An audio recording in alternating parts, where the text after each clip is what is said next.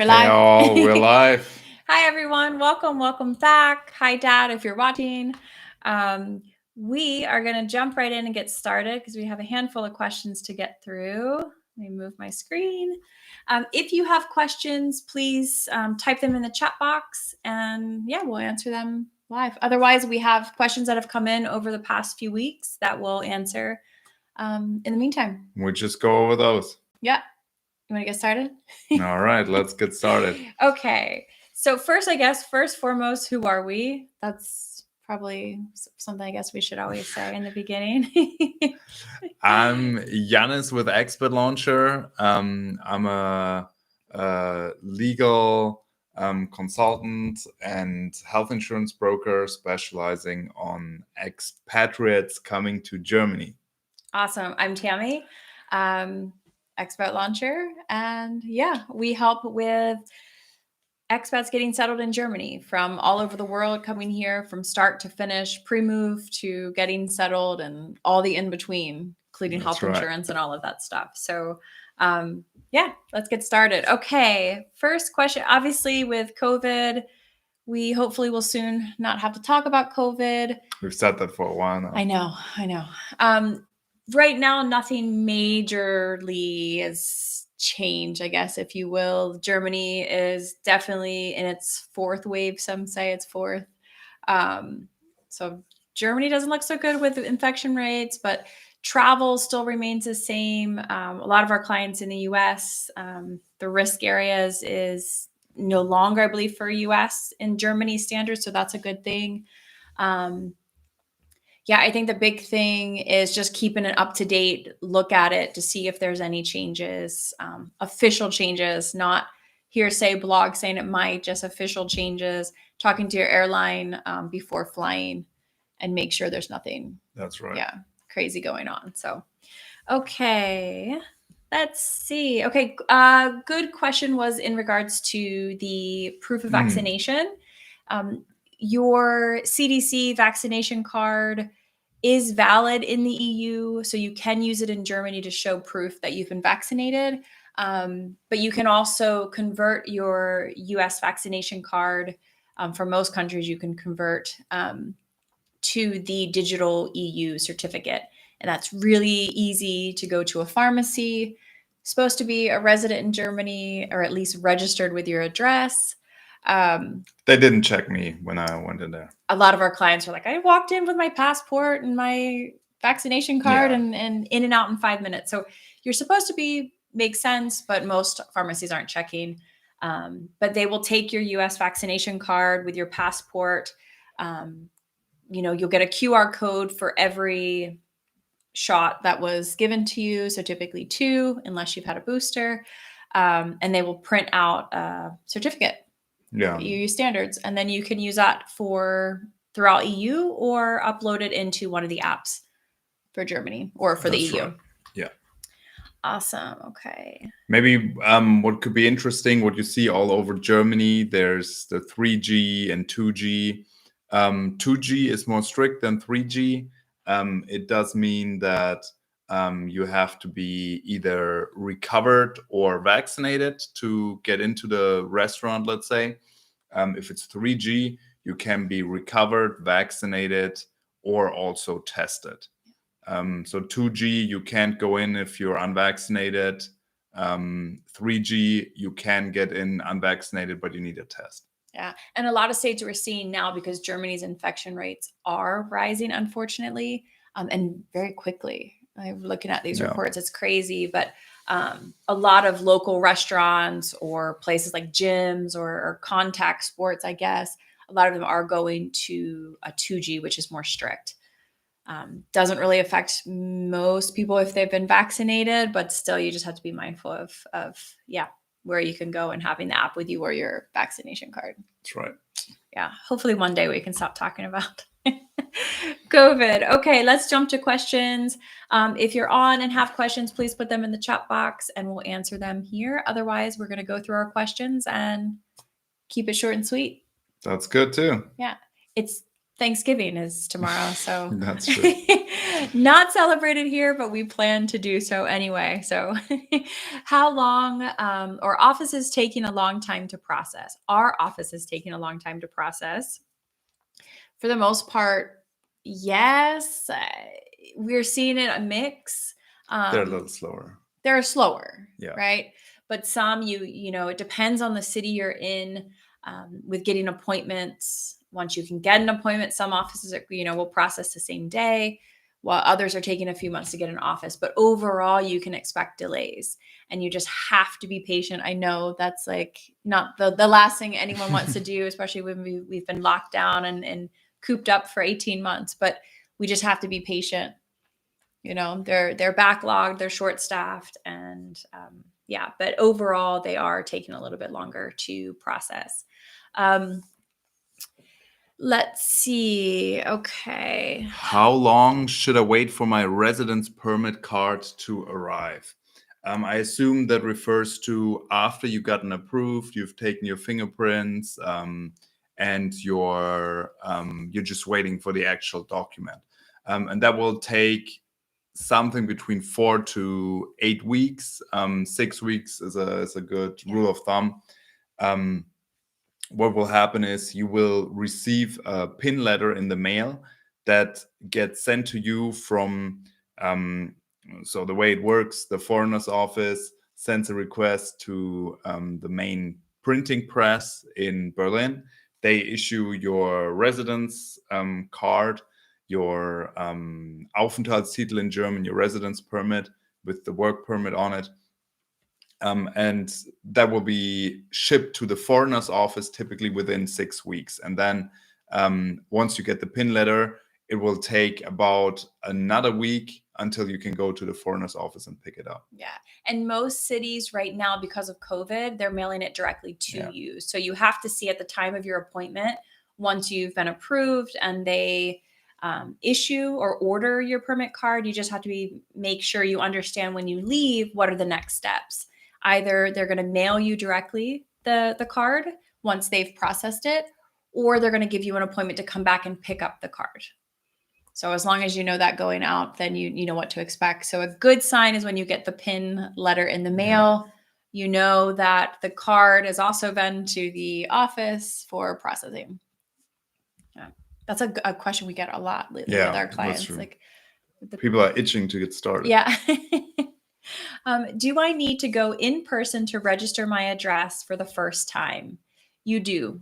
As a first time address registration or first time living in Germany, you do have to go to the appropriate local authorities to register your address. Even if you've lived here in the past and you've deregistered and you move out, you have to do it again. Unfortunately, you cannot do it from abroad. Yeah. But it's easy, quick, easy. That's the first, I guess, the first German bureaucracy. You're kind of you're dealing official, with. Yeah. but yeah. So it's pretty easy to do. What is a Fiktionsbescheinigung?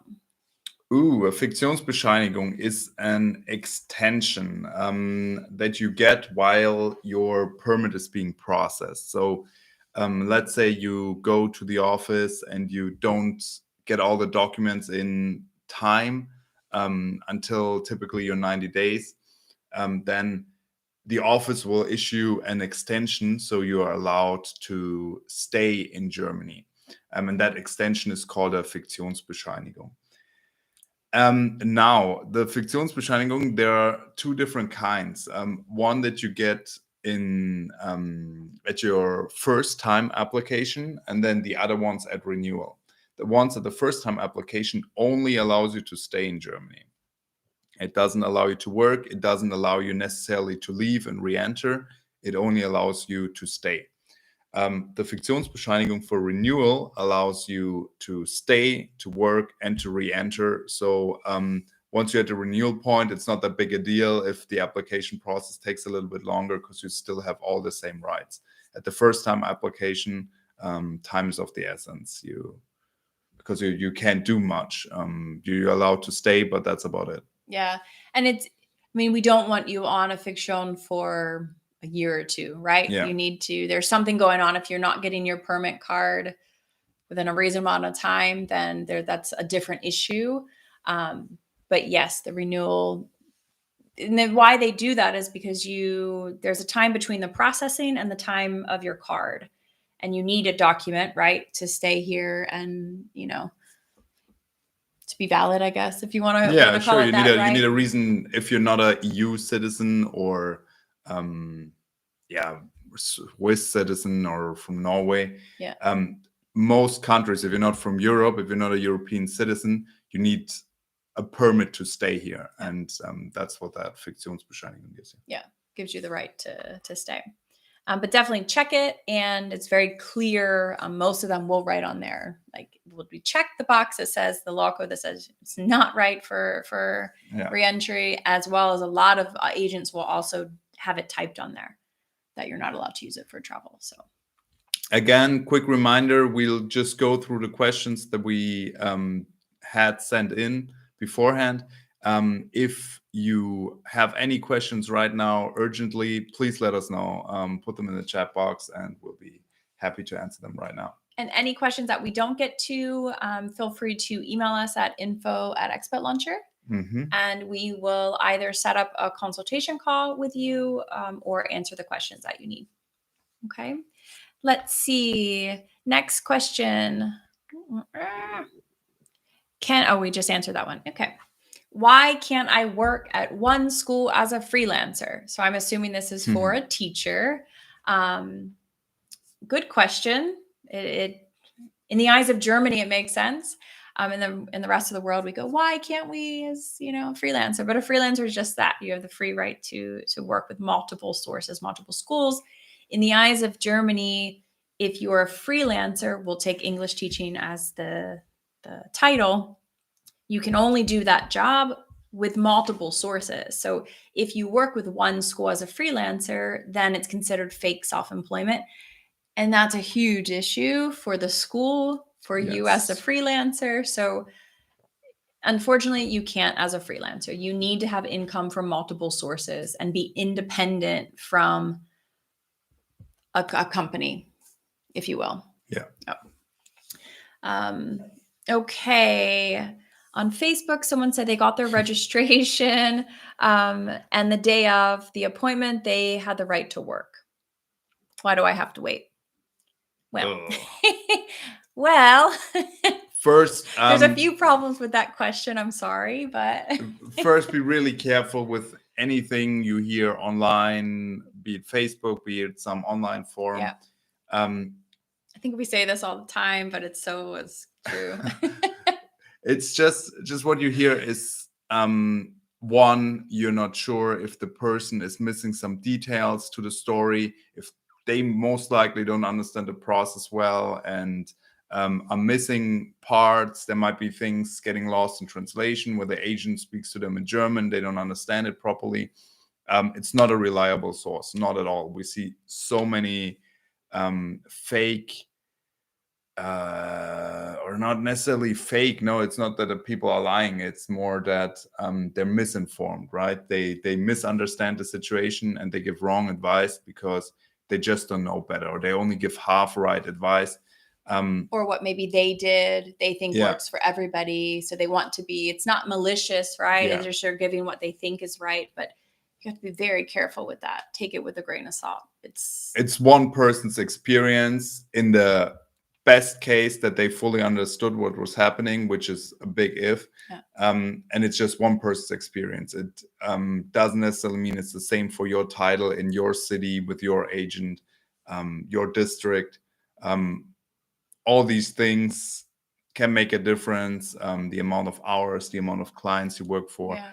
There's a lot of moving parts. And it's crazy because we've processed hundreds and hundreds of applications, and not one, I can assure you, not one has been the same. I wish it was that easy, but it's really different. So it does vary, like he said, from their situation, the city, the permit type. It's different. Getting back to the question, most likely they're referring to they've registered their address. And if they had, they already had their permit or something, maybe they changed their address and they already had their permit. But if you register your address, that has no bearing on the permit, right? That when you Yeah. register your address, that does not give you the right to work in Germany. In most cases, depending if you already had a permit or EU or something citizen, right? There's so many variations. So you do have to wait. You have to register your address. You have to prepare your documents for the resident permit application, submit it, and then wait for the approval for that. Yeah. That's right. Okay. Let's see. Another question we have is I've stayed in Germany past my 90 days, but I've submitted my application on time. Is that okay? Mhm. That's okay. Yep. That's okay. Yeah, Yeah. you're allowed to stay. You should get the Fiktionsbescheinigung that we talked about. You can request that, and you will receive that. So we have a paper that you're allowed to stay. But even without the paper, you can stay. It will just be hard for you to prove to anyone. So always get the Fiktionsbescheinigung if you can. If you can, like if you get pulled over, I don't know, you don't buy a ticket on the U-Bahn or something, and you have to prove that you can be here. What we tend to do if you get any confirmation from them is keep that with you until you get the Fiktion, or until you have some sort of appointment date confirmation, something that proves that you are staying here until your appointment. Correct. Did you have a right to be in Germany? Yeah. Now, if that question was, I've been here past 90 days and have not submitted my application, is that a problem? Yes. So just make sure that you are submitting your application for the permit before the 90 days, if that's what you have. Either that's a visa or tourist-free stay. Yeah. Good questions, though. Okay. Do you really need 2 letters of intent to teach English in Germany?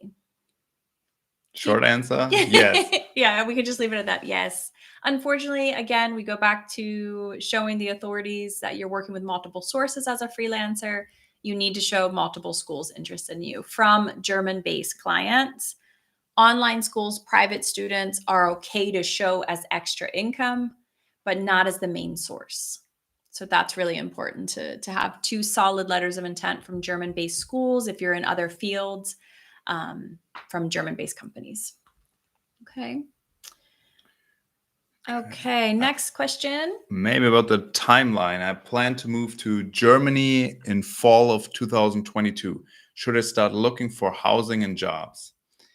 No, that's way too early. Short answer, no. First of all, you need to figure out what city you want to go to. That's the first step. And then what work you want to do, you might already know that. And then you need to save up money. But really, you can't do any of these preparations, like look for work, look for housing, more than 2 months in advance. Yeah. I mean, some people are lucky, 3 months or something, but 2 months is really a good number. It's very, very difficult. You'll just waste time. Your time is much better spent spending time with friends and family back home, or earning some extra money. Do that. Yeah, I think it's way too early. Like you said, narrow down your city. We hear it all the time. They come to us and say, what about this city, this city, this city? And they have 5-10 cities of choice. That's a lot. So you should narrow down at least to 3. And then from that point, then start kind of looking, in the area for what types of jobs in that area. Obviously, employment tends to be a little bit different, but for freelance, contacting schools as an English teacher more than 60 days in advance is just too much. I think schools don't even know what they're doing tomorrow, let alone, 2 months down the road as a freelancer. Okay, if you have questions while we're here, just a few more minutes, you can put them in the chat box and we'll answer them. Otherwise, then you can email us at info@expatlauncher.com. You can go to our homepage too. We offer free consultation calls. That's also expatlauncher.com/contact us. We'll be happy to speak to you with your individual questions, or you can type them right now. We'll be still on for a little bit longer, but not too much longer if there's no questions coming. Yeah, we just one more question that I actually had earlier with our clients that I wanted to add was come renewal. So do I need to present proof of what I made in the past year for renewal. And that's a really important topic for coming, renewing, is that yes, you now, not only the first time applicants, you have to prove the need to stay in Germany and the projection of what you anticipate to make. That's really important. But come renewal, you now need to prove that you made, enough to support yourself, plus a projection for the future year or two, whatever you're planning. So yes, you do have to show past income, and there's different ways to do that depending on the offices. But if you're here for a gap year and you just want to, teach and travel and fun, great. You're not renewing, then there's nothing to stress too much about.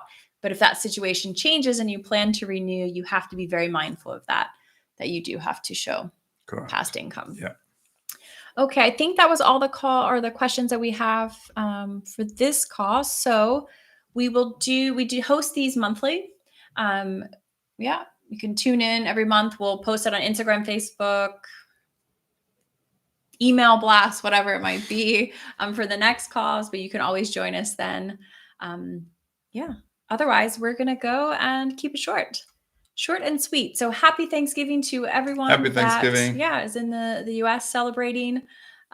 We will see you in December. And in the meantime, please what's the word? Like, subscribe, subscribe, contact us, email us, get in touch, people. Absolutely. We love to hear from you. Yeah, absolutely. So take care, everyone, and we'll see you soon. Bye. Bye, guys.